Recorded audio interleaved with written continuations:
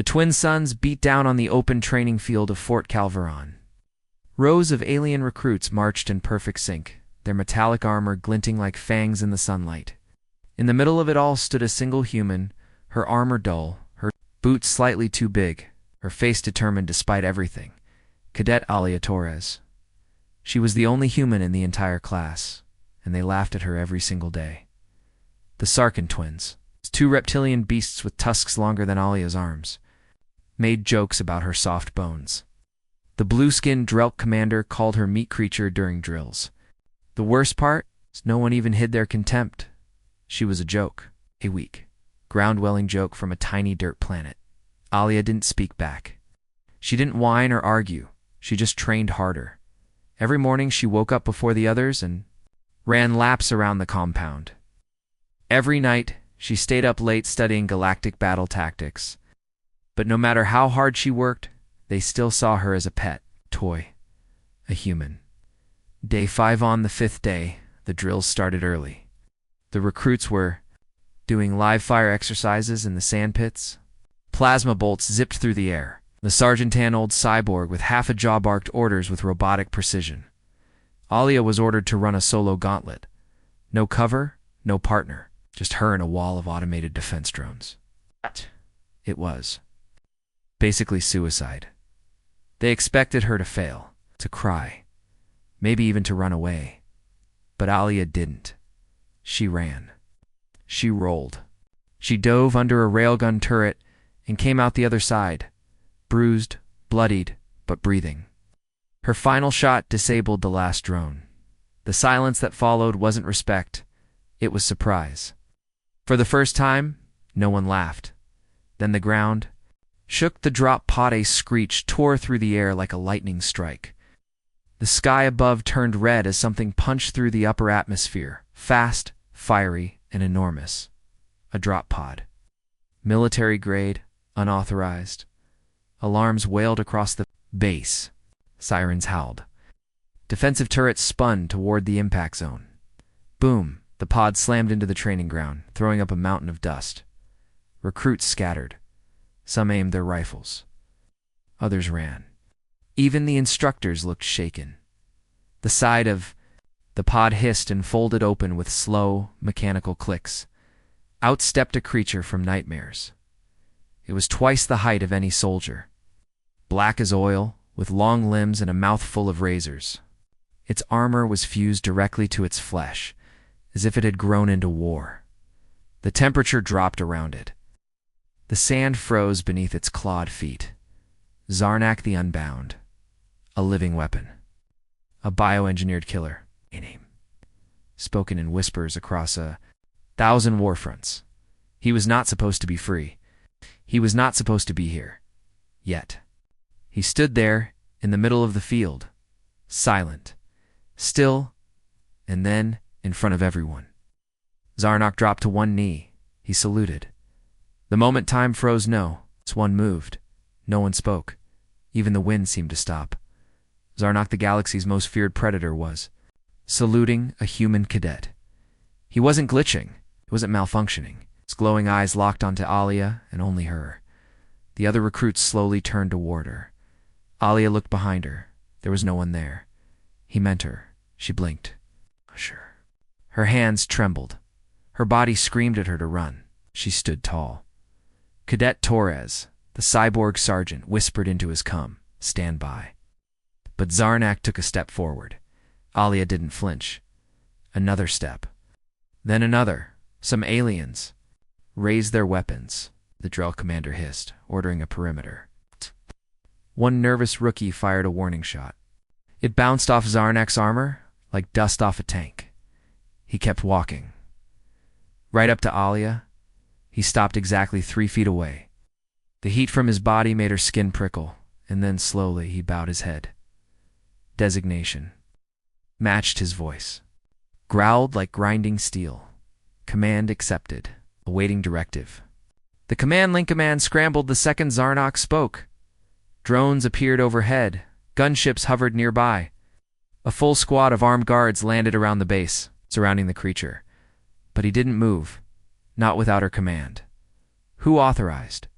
This barked a security officer through a loudspeaker. "Identify your handler." Zarnak didn't answer. Instead, he tilted his head toward Alya. "Directive input, null. Standing by. Door." "I'm not your commander," she said slowly, unsure if he'd even understand.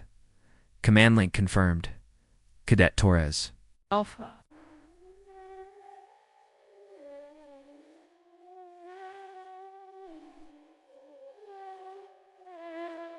Now the whole field was in chaos.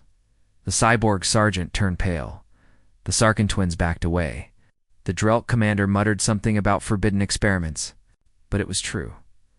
The Predator, the apex killer of the stars, had linked self to a human cadet. To her, whispers and fear. For the next hour, Alya was taken into a secure room for questioning. She sat in silence as officers and scientists surrounded her, asking how she activated the creature, what she knew about Project Unbound, and if she had prior clearance. She had no idea what they were talking about. "I don't know him," she repeated. "I've never seen it before today." One of the older scientists frowned. "He's not supposed to choose. He's supposed to follow command chips," another whispered. "We haven't seen a manual imprint since the fall of Varnock Prime. That's supposed to be impossible." A voice crackled through the intercom. "Zarnak is refusing to obey anyone else. He's completely linked to the girl." The room fell into silence. Alya wasn't just a cadet anymore. She was a walking mystery. A threat, or a weapon outside the room. Back on the field, the other recruits whispered in fear. Why did he bow to her? She's human. Doesn't make sense? Maybe she's part machine, or maybe she's a ticking bomb. Even the cockiest aliens kept their distance now. No one dared to mock her. No one shoved her. No one laughed. Because the beast that could kill a tank with its claws stood right beside her shadow. And in that moment, under the burning suns of Fort Calveron, every soldier, alien, and officer saw the impossible. A human had earned the respect of the galaxy's deadliest. Predator, and no one knew why. But they were about to find out. The cameras caught it from every angle. Zarnak, known across systems as the apex predator, kneeling before a single human cadet. Command tried to issue orders. Zarnak refused. He obeyed only one voice. Hers. The footage went viral across the Terran colonies within minutes. Grainy security cam angles, helmet cam recordings. One shot even caught it in slow motion. The moment Zarnak dropped to one knee, saluted a human. Command didn't believe it at first. But the evidence was clear to control room. "Fort Calveron, play that again," barked General Kothar, his eyes narrowed. The screens flickered, showing the same scene over and over. A monster forged in War I who had never bowed to any commander, lowering his head before a 19-year-old human cadet. Beside him, Eld, the lead scientist of Project Unbound, looked pale. "This shouldn't be possible," she said. The Apex protocols were hard-coded. No free will, no deviation. And yet Kothar growled, pausing the screen on Alya's stunned face. It chose her. Isolation Chamber. Alya sat inside a cold steel room, staring at the table in front of her. Her fingers were still shaking. She had answered the same questions. A dozen times? "No, I didn't activate him. No, I've never met him. I don't know what he wants." But deep down, something in her gut felt connected. The way Zarnak looked at her wasn't like a beast looking at prey. It was like a soldier awaiting orders. The door hissed open. Zarnak walked in, four-armed. Guards raised their weapons instantly. But Alya didn't move. Zarnak didn't either. He stood still, silent, waiting. Finally, Alya whispered, "Why me?" His voice came low and mechanical. "Because your signal matches the original command source. Genetic imprint complete. No override detected." "What signal?" she asked. Zarnak turned slightly. "You are chosen. Project Unbound, the truth revealed command, called an emergency briefing.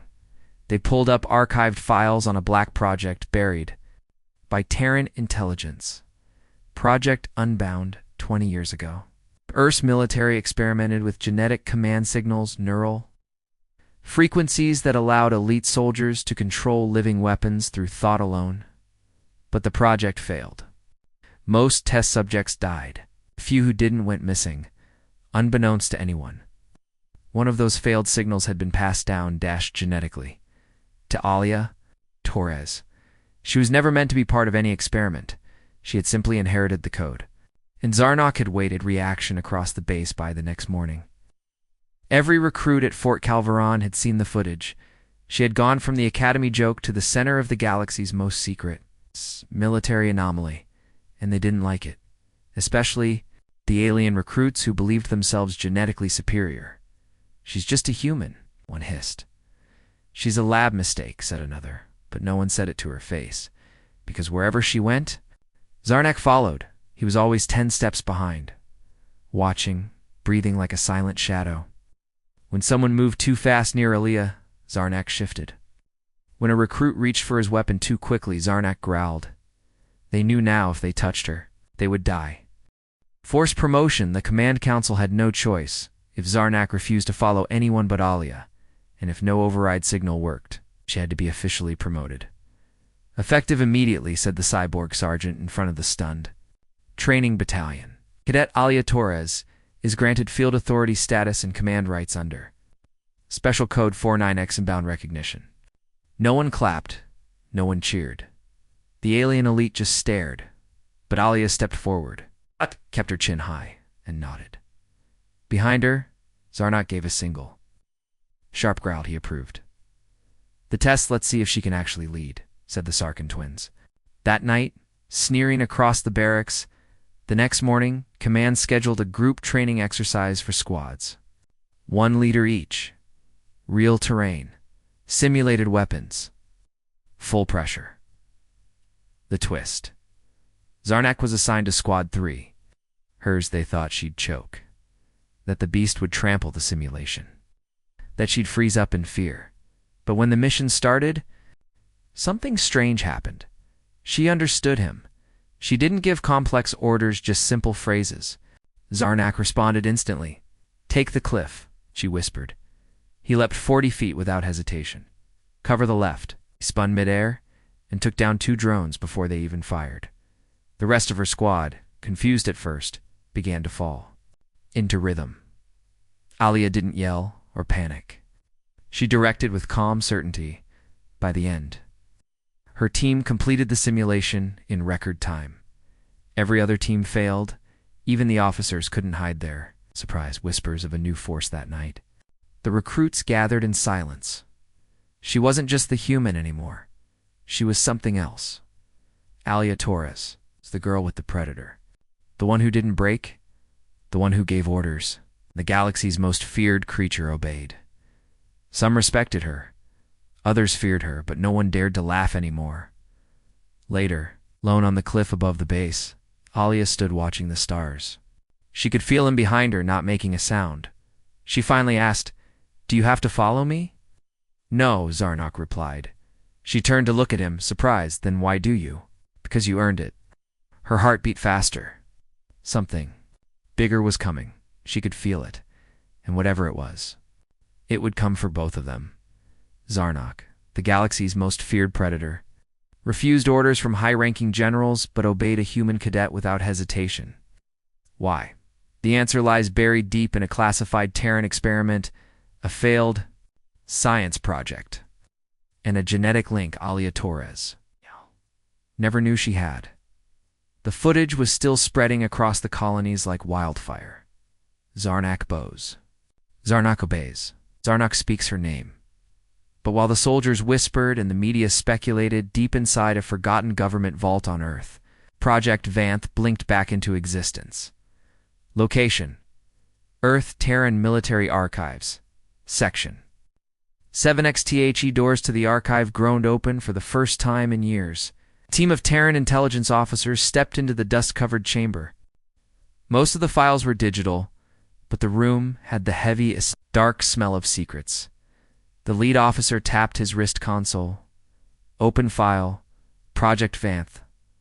The hologram blinked into view. Project Vanth classified level, Omega objective, develop. permanent neural bonding between apex bioweapons and genetically enhanced human hosts. 20. Ow. Years ago, Alya Torres had been born on a quiet colony. Nothing special. Her mother was a doctor. Her father was an engineer. But what they never knew was that Alya was born with a unique signal in her brain. Not psychic, not magical, synthetic. A byproduct of a failed project in Earth's past. A project that had attempted to create a command interface between humans and living weapons. The original test subjects had died. The remaining embryos were quietly cycled, but one survived. A single genetic strand hidden in the DNA of a child born years later, Alya Torres. Meanwhile, Fort Calveron Command Lab Dr. Varys, the lead science officer, paced the lab while Zarnak stood in the center, motionless, inside a containment field. "He doesn't respond to override codes," she said. "No chip tracking, no remote input, only one thing works. Her, General." Cawthor frowned. "You're saying the bond is genetic?" "Worse," Dr. Varys replied. "It's emotional." Flashback. Zarnak's creation. Zarnak was not born. He was built, grown in a military biovo on Varnak Prime. His body was fused with regenerative armor, advanced brain nodes, and rage suppression implants. Dozens of scientists worked on his neural shaping, training him to obey only the strongest. Destroyed every early handler they gave him, every single one, until one day, during testing, a weak neural ping came through, a child's signal. It's not from any military lab, but from a drifting civilian shuttle on a distant colony. The connection was brief, less than 5 seconds, but for Zarnak, something snapped into place for the first time in his life. He felt silence, focus. The connection was lost as quickly as it came. The effect was permanent. He escaped and began searching. Present, Alya's memories that night. Alya sat on her bunk, staring at her. Shaking hands, she remembered something strange from when she was 10. She had been alone in a forest near her home colony. A strange hum passed through her head, like a voice without sound. Just pulse. It had terrified her. It lasted only seconds. She never told anyone. Now she knew what it was. That was the moment. Zarnak found her. Confrontation in the lab. They brought Zarnak and Alya together in a secure lab. "You're going to command him now," General Cawthor said. "Learn how he works." Alya didn't answer.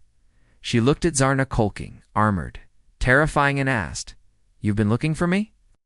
"Since the imprint," he replied. "I followed your signal. Through data. Through silence. Through stars." "Why?" "Because I belong to the one who can command me. But I never asked for you." Zarnak's head tilted. "I was not asking for permission." The real danger, elsewhere on the base, whispers turned to plans. Some alien officers didn't like what they saw. A human girl controlling a war beast that even battle-hardened generals feared. Unacceptable. Rumors began to spread of a genetic freak. Some even demanded Alya be removed from the program. Command refused. But tension on the base reached a boiling point. New orders. The council had made a decision. Alya would be trained as Zarnak's primary controller. No more simulations. Real scenarios. Dangerous ones. They needed to test the limits of the bond. Alya didn't argue.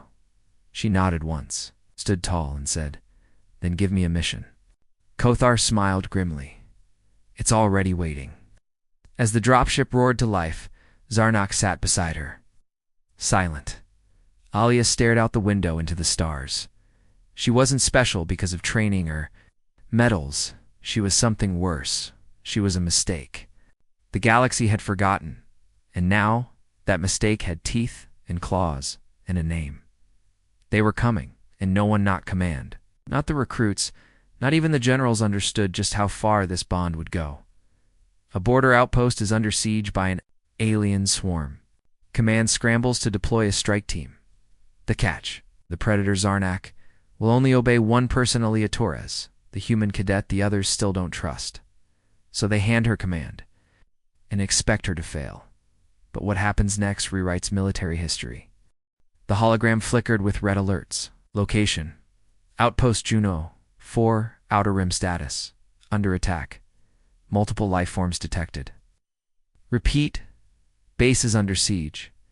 Inside Fort Calveron's operations center, panic spread fast. The creatures weren't random pirates or smugglers. They were Kyrax, swarmers and sectoid monsters that moved in coordinated waves. Stripping entire colonies to bone and ash, the usual protocol was clear. Deploy veteran strike teams. No exceptions. But this time was a complication. Zarnik, the galaxy's most efficient killer, was refusing deployment. He would only go if Alya Torres led the squad. Mission briefing Rumalia stood at the end of the table, surrounded by officers with hard eyes and silent judgments. "This isn't a simulation," said General Cawthor. "This is a real war zone. You'll be responsible for lives, alien and human." "I understand," Alya said, voice calm. "You'll have full tactical control of Zarnak." She nodded. "And your team will follow your orders." The aliens around the table shifted uncomfortably. One Drelk commander leaned in. "She's not ready. She's a cadet, not a tactician." "Maybe," Cawthor replied. "But she's the only one Zarnak will follow.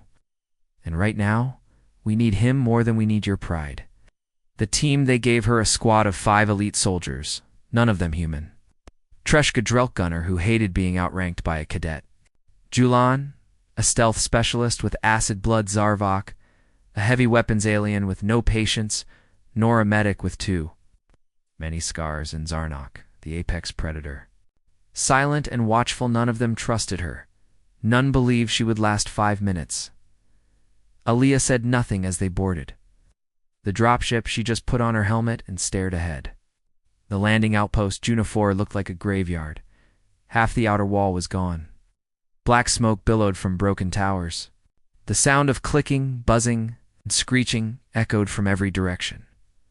"Swarmers coming from the North Ridge," said Nor, scanning with infrared. "Too many to count," added Julan. Zarvok powered up his cannon. "We're gonna die here," but Alya just pointed. Zarnak cleared the east path. "I want a fallback corridor open in 2 minutes." Zarnak moved instantly, leaping into the shadows with terrifying speed. The rest of the team looked stunned. "He didn't even question it," Tresh muttered. "No," Alya said. The first attack, the swarmers came in waves, thousands of them. Some crawled, some flew, some spat acid that melted steel. Zarvok fired into the horde. Julan moved through the smoke like a ghost. Nor kept the team standing with his field med kit. Alya stayed calm. Julan flank left, trapped them between the wall and the heat vents. "Copy. Tresh, draw fire and bait them toward the tunnel. This is suicide." "No, it's a funnel. Do it." And then just the right moment, Zarnak reappeared. Dragging behind him 2 broken swarm lords, the team watched in awe as he ripped through the remaining creatures like paper by the end of the first wave. The landing zone was clear, trust earned. "She knows what she's doing," Julan whispered. Zarvok nodded once. "We followed her. We're still alive." Even Treshk said nothing, because in just 10 minutes, Leah had turned a chaotic defense into a clean tactical trap, and the apex predator had executed her commands perfectly. The tunnel trap inside the outpost, the real problem awaited. Hundreds of swarm eggs were growing in the reactor tunnels. If they hatched, the infestation would spread to nearby systems. The tunnel was dark, narrow, dangerous. Alya. Yeah. Zarnak couldn't move well inside. So, she made a bold call. "Zarvok, nor you're with me. Into the nest, we plant charges. Burn the entire tunnel before they hatch. And if we don't make it out, we will." Inside the hive, the air was thick, slimy, warm. They moved fast, planting charges along the walls. The swarm queen slept at the center, her breathing heavy like thunder. Nor was almost done when a screech shattered the silence. Too late. The queen was awake. Dozens of swarm guards poured in. Alya raised her rifle, but before she could, Fire Zarnak burst through the wall, roaring. He tore through the guards, shielding Alya with his own body. You weren't supposed to follow me, she gasped. I go where you go, he replied. Then let's finish this. The detonation they escaped seconds before the charges exploded. The entire tunnel shook. Fire lit the sky. Hot! The queen and her nest were gone.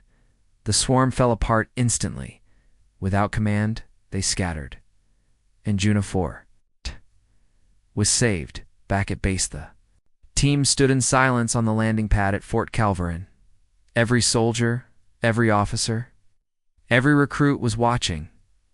Alya removed her helmet, covered in dirt, blood, and sweat. Treshk stepped forward. He didn't bow, but he said, I follow you now.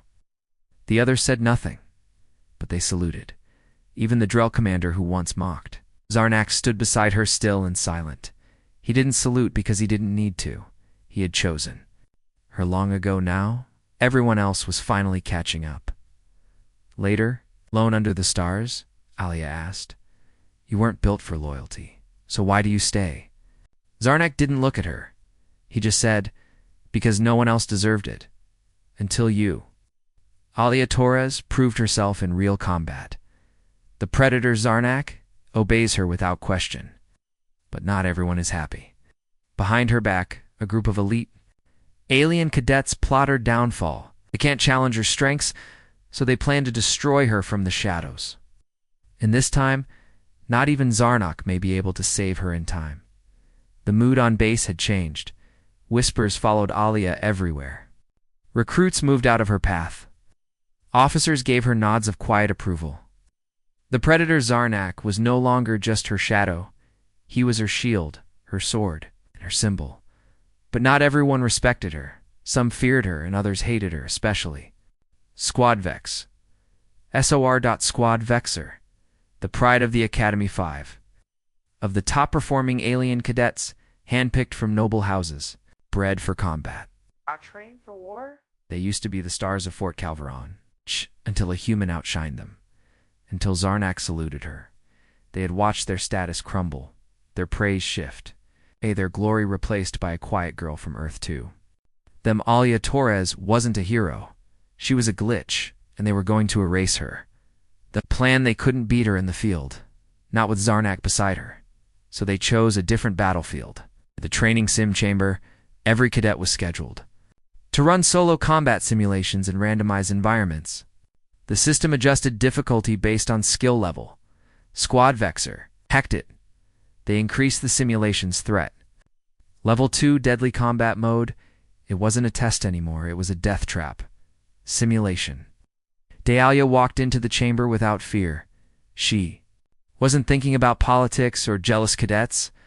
She just wanted to prove herself again. Zarnak was forbidden from entering the simulation room. All outside help was blocked to maintain fairness. The instructors watched from the control room. Above, the scenario began. A ruined cityscape under siege. Damn. Enemies hiding in the smoke. Buildings collapsing. Alya moved fast, clearing buildings, mapping positions, staying calm. But something was wrong. The simulation wasn't balanced. Something feels off. The enemies were too fast, too coordinated. Their weapons were real. Too real. She took a hit to the shoulder. Her suit registered damage, then another. The room dimmed as fire rolled across the virtual skyline. Her HUD flickered. Pain sharpened in her legs. Something's wrong, one of the instructors whispered. This isn't standard level, but before anyone could act, the override codes failed. The simulation was locked. Who did this? Shouted the technician. We can't shut it down. The officer's eyes went wide. She's going to die in there. Zarnak's Regexernok, waiting outside the sim chamber, sensed it instantly. He turned to the sealed door. His claws scraped the wall. His breathing deepened. Then he roared. Not a battle roar, a warning. Inside the chamber, Alya's arm went numb. Her rifle stopped working. Blood ran down her temple. She was cornered in the remains of a building. 3 enemy bots closed in and suddenly crashed. The sim wall exploded. Zarnak tore through the chamber like a hurricane. The simulation began to collapse around him. The enemy bots registered him as an unknown variable, and opened fire. He didn't flinch, he didn't stop. One by one, he ripped them apart. Then he stood over Alya. You are compromised. Extraction required. She coughed blood, looked up, and whispered, ... Thanks for not waiting. The aftermath, she was pulled from the simulation barely alive. Emergency medics worked fast. She would survive. But the real shock came when the investigation revealed the sabotage. Security footage, hacked files. Squad Vexor had rigged the test. Their names were burned into every screen in the command. Hall. Treason. Attempted. Murder. Cowardice. The confrontationally. Covered quickly. She walked into the tribunal chamber on her own feet. Zarnak stood at her side like a silent threat. Squad Vexor was lined up shamed. Terrified and dishonored. I don't want them executed, Alya said. Kothar blinked. You sure they nearly killed you? She nodded. Let them live.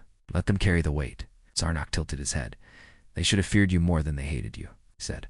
Reputation cemented from that day forward, Alya was no longer just the human recruit. She was the one who survived betrayal, the one who faced a death trap and came out alive, the one who commanded a beast and forgave her enemies, even the harshest. Critics stopped speaking because now they knew. She wasn't just a leader, she was a force. Later, in the shadows of the fortress walls, someone whispered into a cum unit. She's stronger than we thought. We'll need a new plan. A distorted voice replied, Don't worry. Plan B is already in motion. The Senate won't let a human rise unchecked. And far away in the dark corners of the galaxy, someone very dangerous began to move. An alien war fleet is decimating outer colonies. No one can outmaneuver them. They strike from hyperspace, vanish, then strike again. Every commander has failed, until Alya Torres proposes something insane. Fight their minds, not their ships. The military laughs. Oh. But when Zarnak supports her, they have no choice but to listen. What follows is a war fought not with firepower, but human unpredictability. 3 colonies gone in 5 days. The alien fleet, known only as the Shroud, attacked without warning, tore through defenses, and vanished before reinforcements arrived. No pattern, no motive. Just destruction. The High Council called an emergency war summit. All branches of the galactic military were summoned, including Cadet Alya Torres. The briefing room, Alya sat at the edge of the command table, surrounded by hardened generals, admirals, and alien tacticians. They barely acknowledged her. The Shroud is using tactics we've never seen, said Admiral Tresk.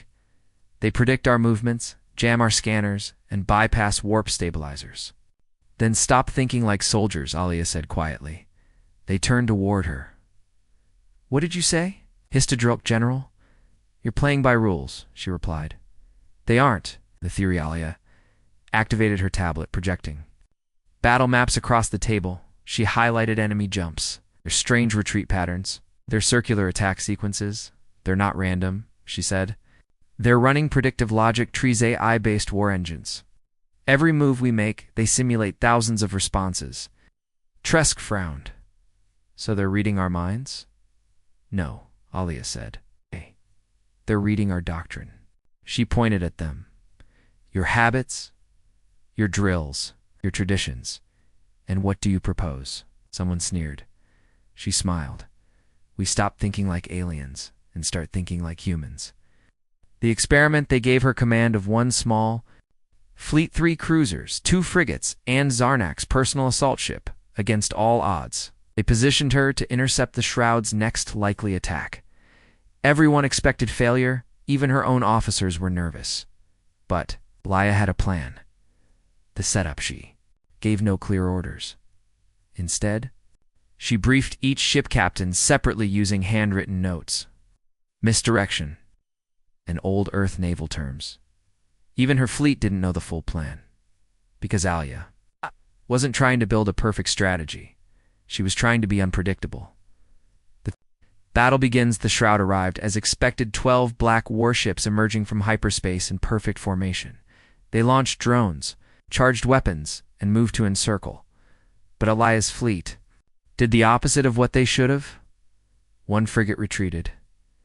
A cruiser flipped its orientation and drifted without shields. Another began broadcasting classical music. The enemy, AI, hesitated. The logic trees broke. Nothing made sense. Then Zarnax. Ship decloaked right in their blind spot and fired chaos in the shroud of the enemy command. Networks staggered. Their patterns collapsed. Ships responded late. Drones fired on empty space. Alya pressed the advantage. She rerouted the frigate's retreat path into a slingshot maneuver, launching torpedoes from behind an asteroid belt. The second cruiser dropped mines in what should have been a safe escape lane. It was elegant madness. Victory through chaos, since 17 minutes. 6 enemy ships were destroyed. The rest fled glitched, staggered, and confused. For the first time, the Shroud had lost, and they hadn't even understood why. After Matha, battle footage was reviewed by every military branch. They didn't understand her strategy because there was no pattern to understand. Alya had weaponized human chaos. She had turned instinct into unpredictability. An instinct wasn't something the AI could calculate. Zarnax's observation later that night. As stars passed overhead, Zarnax stood beside her on the command balcony. "You do not fight like the others," he said. "That's the point," Alya replied. "You force the universe to move around you." She laughed softly. "No," she said. "I just stop pretending the universe makes sense." Council's decision by morning. The High Command issued a new directive. All fleet commanders will be retrained in human tactical logic. Effective immediately, and Alya Torres was promoted not to captain, to major, but to battle-mind advisor to the galactic fleet, the first human to ever hold that title. But deep in the void between stars, the Shroud's remaining ships began to recompile, and somewhere, a new algorithm was born. Its goal, simulate human chaos. Its name, the Echo of Torres, and it whispered, to defeat her, "I must become her." Alya Torres is now the galactic fleet's secret weapon. She commands respect. She wins wars. And that makes her dangerous. To the wrong people. Behind closed doors, powerful senators whisper. They fear her rise. So they move not with armies, but with laws. And the one rule of galactic politics? Even the deadliest predator can't protect you from betrayal in daylight. The banners of victory still hung in orbit. The Shroud fleet had retreated. Colonies were rebuilding. And Alya Torres stood at the center of it all. She wasn't a cadet anymore. She wasn't even just a soldier. She was a symbol. And that is what made her dangerous. In the Senate chamber, the Grand Senate Hall glittered with light from a dozen alien stars.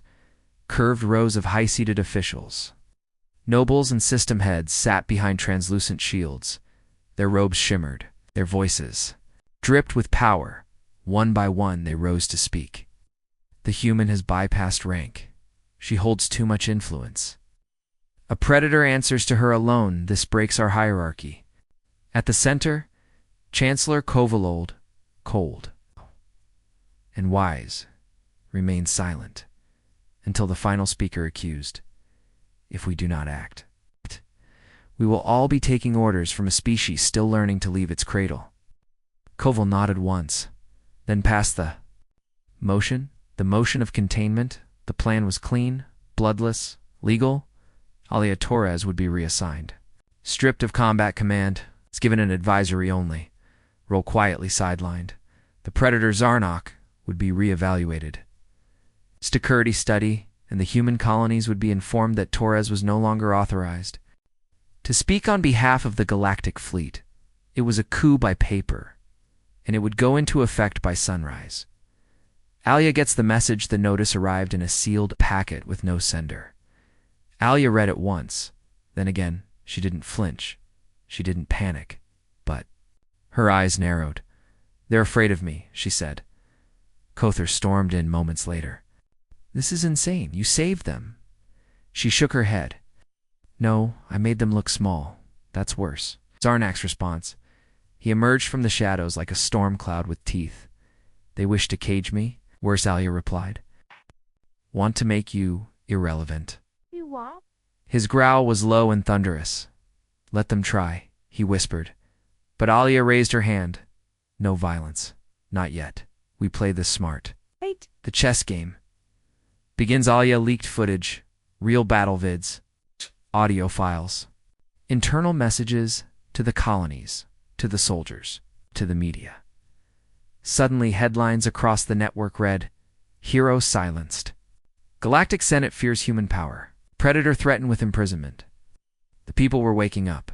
The Senate panicked. The public turns petitions, marches, military leaders voicing support.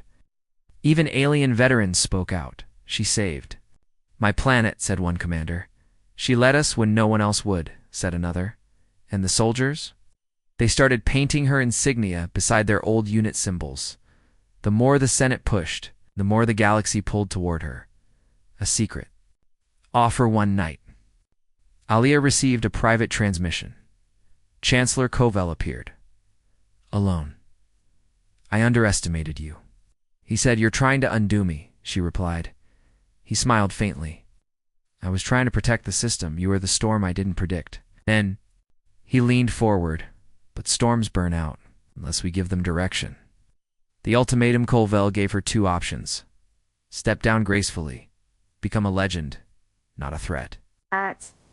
Keep fighting and force the system to destroy her completely. She stared through him. I don't want to rule the galaxy, she said. I wanted to stop underestimating my species. Kovel nodded. And that's exactly what makes you dangerous. A silent vote the next day. The Senate voted again, this time in secret, and the result.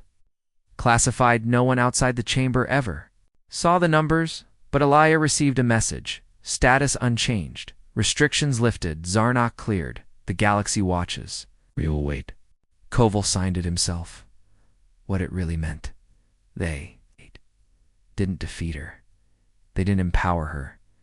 They chose to fear her in silence, because now they knew she couldn't be erased. She could only be delayed, and delaying her only made her stronger. On a quiet moon orbiting the edge of known space, a hidden council met in shadow. Not senators, not soldiers, but something older, wearing flesh, speaking in riddles, watching the rise of humanity. And one whispered, She is the first, but not the last. Prepare the threshold. Earth has awakened. The Senate tried to silence her, tried to contain her, but they forgot one thing. She wasn't alone. Across Earth and her colonies, humans begin to move. Scientists, soldiers, workers, hackers, one species, one mind, one mission. And when the final threat arrives, not from a rival empire, but from beyond the stars themselves, it's not Alya Torres who stands against it. It's humanity itself. The stars fell silent. Long-range probes vanished. Anomalies appeared at the edge of the Perseid expanse. Something was coming, and it wasn't part of the Senate, the Shroud, or any known faction. This was older, colder, and worse. It didn't talk at just 8 entire systems. Gone, only static left behind. The warning. Alya Torres stood in the Warnet hub, surrounded by streaming data, black void signatures, gravity wells collapsing, pulse wave patterns. All of it pointed to one thing. This is not war. This is consumption. The Senate froze. The alien powers bickered. But Earth mobilized. Humanity answers. Every Earth colony received a single transmission. This is the hour. Stand as one. Not for dominance. For survival. A T. The response was instant. Miners turned freighters into weapon ships. Coders created viral swarms to disrupt enemy logic. Farmers joined militia brigades. Children learned evacuation drills. The human race, fragmented and young, did something no empire expected. It stood together. Zarnak's vows. The fleet prepared for war. Zarnak came to Alya once more. His voice was low. In my life, I have followed warlords, prophets, and monsters. He knelt before her, but only you showed me what it meant to fight for a future. She placed her hand on his shoulder. No one stands alone today, not even monsters.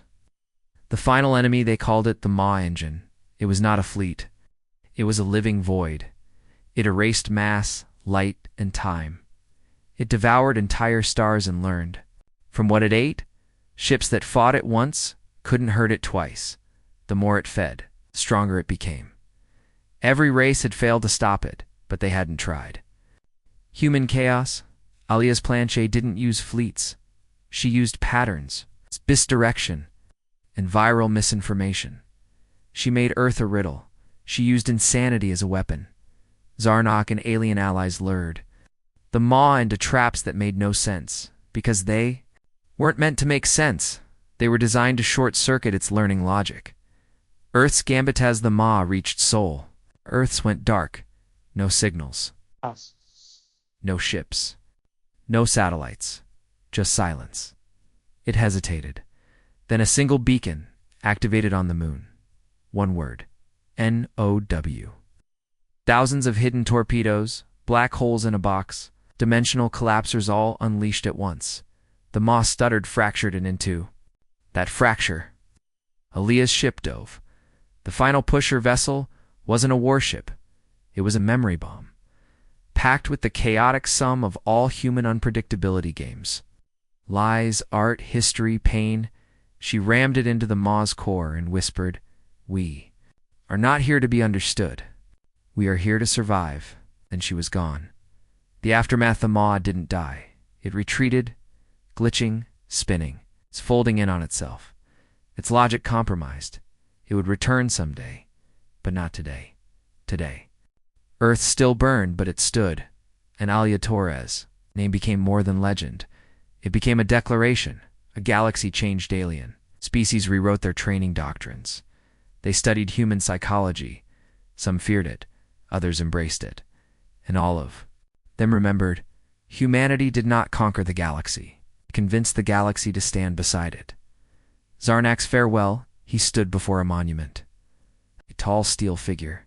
Human, barefoot, arms raised, the plaque read, "She led monsters. She outwitted machines. She made war itself hesitate." Zarnak spoke softly. "Sleep well, Commander. The stars still whisper your name." Years later, a child on a distant colony asked her grandfather, "What happened to Alya Torres?" He smiled, eyes twinkling. She became the question the galaxy never solved. And far beyond the rim of known space, the Maw shuddered once more and began to dream.